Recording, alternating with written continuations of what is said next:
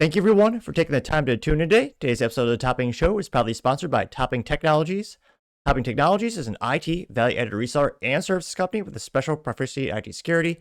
Heck, I see their founder at least twice a day. Gotta say, he's quite handsome and brilliant. Ease me, see, that's the joke. If you're an IT leader or business owner, you can reach out to the team at sales@toppingtechnologies.com. Also, still giving away a free flamethrower with every IT purchase with Picatinny rail adapters so you can mount it to any standard AR-15 like all awesome accessories can be. Go to toppingtechnologies.com and click the flamethrower button to learn more and see me shooting a flamethrower. And lastly, trying to get to 6,000 subscribers by the end of the month. So if you can click that button and tell your friends and your enemies, I would greatly appreciate it.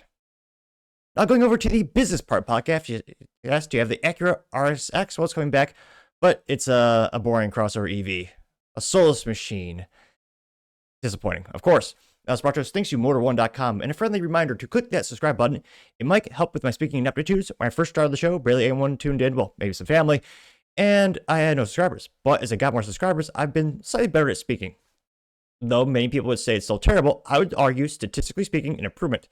So a friendly reminder to click that button, and again, I would greatly appreciate it. Now, this again, it's credited to Motor1.com, specifically Chris Perkins over there. He says, quote, "The Acura RSX is back, but it's no sports car. The RSX returns as an electric crossover, but unlike the ZDX, it uses Honda's all-new EV platform." Pathetic. Soulless. It almost reminds me of that Star Trek, the famous scene where he talks to his dad, or talking about, Obi-Wan is talking about the guy's dad, because he's more machine than man. Which, yes, I know that's Star Wars, but in all seriousness, this is almost as sad as when Mitsubishi, which used to be a great company a long time ago, the Lancer Evo was an incredible feat of engineering. It had 3 pedals, as they should be by default. But since it's for Mitsubishi, the Eclipse was iconic. It was fast and furious. It's a fun sports coupe. And Mitsubishi has fallen so hard, they turned it into an SUV, a crossover. A completely different market, a completely different demographic. Taking that once great name and slapping it on a useless SUV for Mitsubishi, which, let's be honest, about 18 people in the United States want a Mitsubishi yellow and Mitsubishi SUV. Yeah, all these great car companies taking their iconic names and using them for crappy new products. Although, in Acura's defense, the yellow at least does look good on the vehicle. I like colors that pop out. Anything but white cars and black cars. Now, diving into the article for this crossover EV, Chris Perkins says, quote, "Nearly 25 years ago, the Acura RSX debuted as a successor to the Integra. And it very much continued to be in this car's vein, a fancier version of the Honda Civic. Now the RSX is back as something entirely different, an electric crossover with fastback roof." Lovely. Acura is debuting the new RSX prototype during the Monterey Car Week, and it previews a soon arriving EV. They say, unlike the ZDX, which uses the General Motors Ultium electric car architecture, which I can't believe people are buying a Honda branded GM. You ever want the reliability of GM with the design and look of Honda? No, they want the reliability of Honda, but people buy it anyway. Nevertheless, they see the RSX is a homegrown effort. It will be the first production car on Honda's new EV platform, which debuted with the Honda Zero Series concepts, and Acura plans to build out this in the same facility in the Marysville, Ohio location, and be built on the same line as the gas-powered Integra. You know that, yeah, side note, imagine telling someone that 20 years ago that the RSX and the Integra would exist along each other, and one would be an SUV. Acura is calling it a prototype, but technically Honda prototypes are very close to the eventual production models, which, again, Honda owns Acura. It's their luxury brand. So this is pretty much what the new RSX would look like, though we're not sure if the yellow paint will be an option. Mechanically, the RSX has a dual motor, all-wheel drive, double wishbone front suspension, and Brembo branded brakes. For a second, I almost wonder, are they not Brembo brakes? They're just Brembo branded. It is kind of funny. And again, Brembo makes some of the nearly bar none, best brakes in the industry. They say the prototype sits on 21-inch wheels, and Acura says the wide rear end is inspired by the second generation NSX, which I'll show some more pictures of it, which, no, even from that angle, it continues to look disappointing, almost like a bastardized Ford Mustang E-Mach, which in and of itself is an abomination of a vehicle. Though it's even sadder to think that the Mustang E-Mach is outselling the actual Mustang with a V8 and stick shift.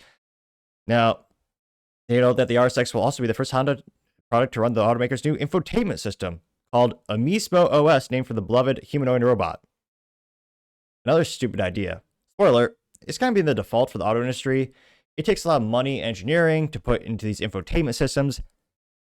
And at the end of the day, most people just want to connect their smartphone to that and have it basically mirror it, which again saves these automaker companies a lot of money in terms of, the research, development, manufacturing of a full-blown dedicated device.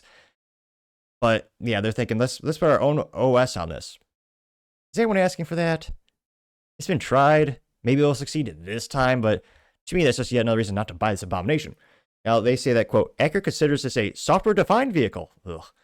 With the OS that learns user preferences, a system that can handle over-the-air software updates. The RSX will also get a Tesla-style North America charging standard port, and the vehicle has, has a vehicle-to-load capabilities, so you can essentially use it as a generator. Whoopee. Here's more pictures of this. Ugh. I'm actually more impressed with the background of the car being debuted. It looks like a nice wooden structure with, some nice, it's got some nice lighted accents for the Acura logo and then the RSX. I'm actually more impressed with the design of the sign behind the vehicle than the vehicle in and of itself.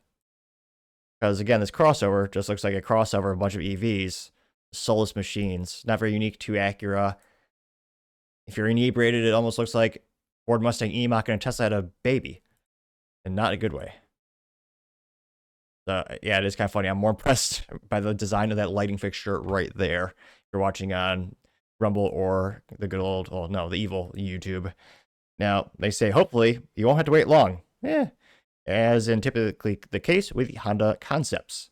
They say that Acura is pretty much mum on the details. We don't know any sort of performance that will have, battery size, range, or anything really. We also don't want to assume the cost, but since it's smaller than the ZDX, we have to assume it's cheaper. We'll see. And yeah, I can't, but I'm not vindicated in terms of, we'll see how the market reacts, but in terms of the small sample size of the comments here, again at motor1.com, the first one is SN saying, Honda loves to destroy its legacy. First, the overweight and ugly hybrid auto NSX, fact. Then the ugly new Integra. I kind of like that design a little bit. If I had a preposterous amount of money, I would probably have an Integra Type R because it's stick shift only. It's kind of a little bit more luxury. I don't know. I kind of like that. Now, he also says the auto-only Prelude. Yeah, that's an abomination. That's going to be a hybrid. It looks cool. It's a coupe. Honda just making a coupe say more except the new Prelude. But yeah, having a Prelude that's hybrid with electric drivetrains, that's, again, not the target market. People want the Prelude. They want a stick shift. They want at least 4 cylinders of glory. And he says, now this, Honda needs to do some serious soul searching to match Toyota's energy. Which, yeah, to Toyota's credit, they do a lot more enthusiast vehicles and kind of cater towards the gearheads a little bit better. But to Honda's credit, they make more stick shifts than any other vehicle manufacturer on the planet. I was pretty pleasantly surprised to find that out in terms of volume of stick shifts sold. Good old Honda Civic Si for the win. And you also have Michael saying, loser car, whoever greenlit this idea, fire him. This thing will flop. Which, again, I mean, I'm not impressed. And again, I'm not their target audience. At the time of this recording, I mean, I'm single. I don't have a family. The only vehicles I ever buy will have 3 pedals, also known as a car with a gas engine and manual transmission. And if I had to get an SUV, it'd probably be a 2008 Porsche Cayenne GTS, which is a stick shift V8 SUV. It'd be stupidly fun. Hard to find, though. Very expensive when you do find it. But nevertheless, it's a new EV crossover with Acura. Probably be hitting the streets soon. And yeah, maybe 18 people buy it. I don't think, and again, it's Acura, it's their luxury division. It doesn't have to be a high volume production to be a knocked out of the park success. But I do wonder if they'll actually break even on this idea. But let me know if you're in the market for your, a crossover and are considering EV. Would you choose that over, again, the competition, which is, again, not my preference, but it's strong competition. So let me know your thoughts in the comments, because as always, be fascinated to hear what you have to say. Thank you, everyone, for taking the time to tune in today. Again, try to get 6,000 subscribers by the end of the month, so click that button. I greatly appreciate it. Also, give me a thumbs up, thumbs down, and comment. It's a great way to give me some additional feedback, letting me know how I can make the show better and better. Lastly, don't forget to take time to tell your family, tell your friends, tell your coworkers, heck, tell your enemies, tell anyone, everyone. Just stay safe and fight the good fight.